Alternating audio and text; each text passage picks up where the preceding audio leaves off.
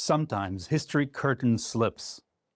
At Beijing's recent parade marking the end of World War II, the cameras were supposed to capture marching soldiers and smiling dignitaries. Instead, for a few unguarded moments, they captured something else, a private exchange between Xi Jinping and Vladimir Putin. Putin's translator was heard saying in Chinese that human organs can be continuously transplanted. The longer you live, the younger you become, even immortality. Xi was heard responding, "Some predict that this century humans may live to 150 years old," as reported by Reuters. It was a glimpse into how the world's most powerful autocrats talk when they think the microphones are off. And what they talked about was organs, longevity, and the idea of bending mortality itself.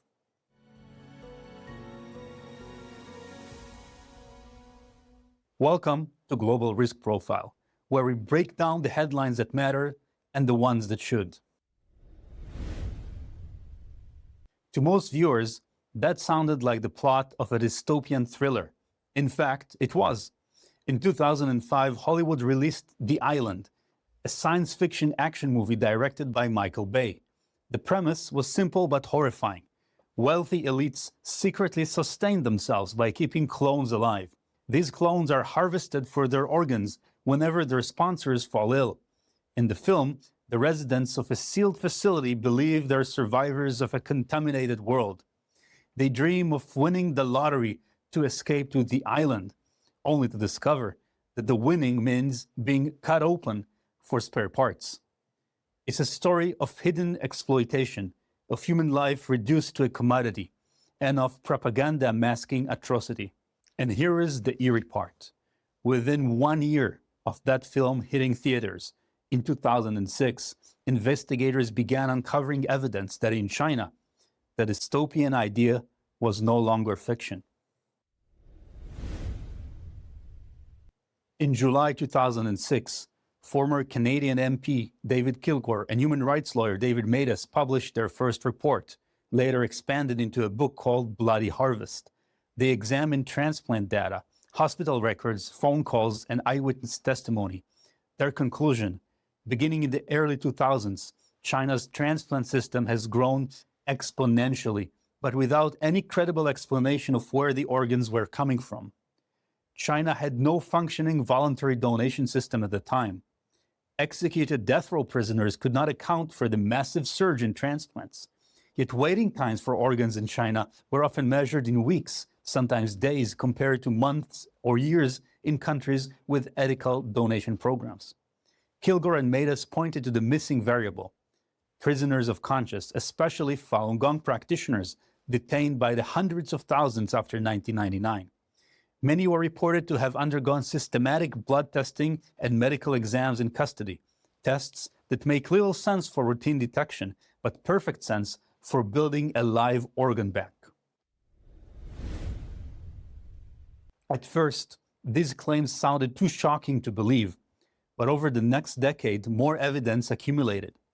Chinese transplant doctors boasted in medical journals about donors available on demand. International patients traveled to China for transplants with implausibly short wait times. By 2019, the claims reached their legal testing point. The China Tribunal, an independent people's tribunal in London, chaired by Sir Geoffrey Nice KC, the lead prosecutor of Slobodan Milosevic, held months of hearings. Survivors testified, experts presented statistical analysis, transplant doctors spoke under oath. The tribunal's final judgment, delivered in 2020, was unambiguous. Forced organ harvesting has been committed for years throughout China on a significant scale, and Falun Gong practitioners have been one and probably the main source of organ supply. They concluded this amounted to a crime against humanity.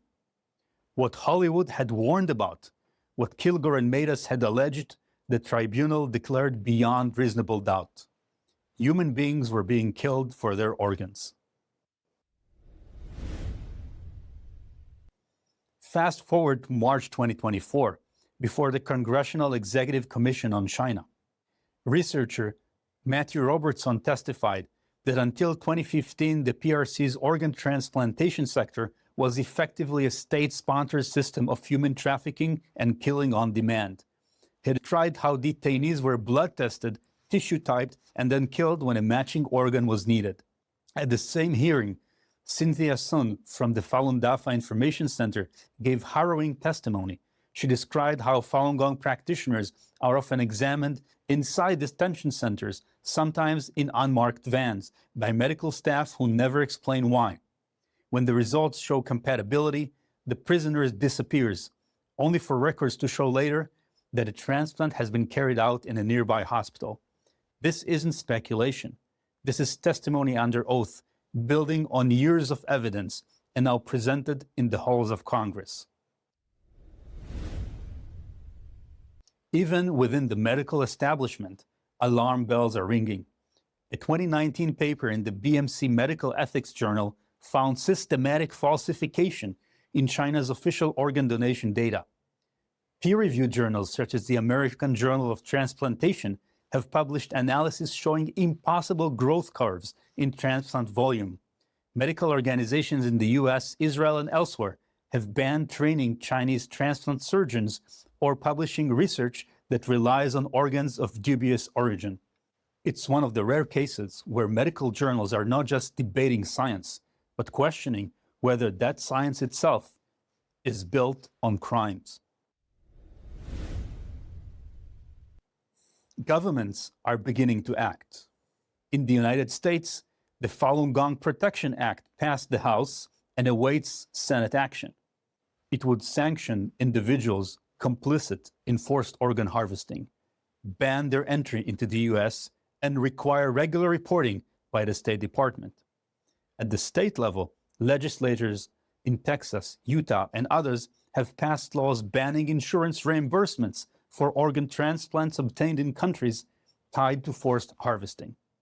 In Europe, the European Parliament passed a resolution in January of 2024 condemning the persecution of Falun Gong, highlighting forced organ harvesting and urging the use of targeted sanctions under the EU's human rights framework. Bit by bit, parliaments are catching up to what investigators and victims have been saying for years. This is why that moment in Beijing matters, because Xi and Putin didn't just joke about longevity. They touched, perhaps unwittingly, on the very theme that human rights groups, tribunals, and legislators have been trying to bring to the world's attention. Organs as instruments of power, and the human cost hidden behind it. For Xi, whose government faces allegations of industrial-scale forced organ harvesting, even casual comments about transplant immortality carry weight. When The Island came out in 2005, it was dismissed as over-the-top sci-fi. A year later, reality began to catch up. Today, the evidence is overwhelming. Forced organ harvesting in China has happened and may still be happening. The question is no longer whether it's real, but whether the world will act on it. Legislation is moving. Resolutions are being passed. Medical associations are drawing lines. But accountability is still partial, still fragile. So that hot mic moment shouldn't just make us raise an eyebrow. Because what leaders joke about off camera matters less than what systems permit in practice. And right now, the system is still catching up to its own moral responsibilities. That's it for this episode of Global Risk Profile. If you found this useful, thoughtful, or just different, please subscribe, share, and leave a review. Remember, the headlines may change, but the deeper patterns rarely do. Thanks for listening, and stay sharp.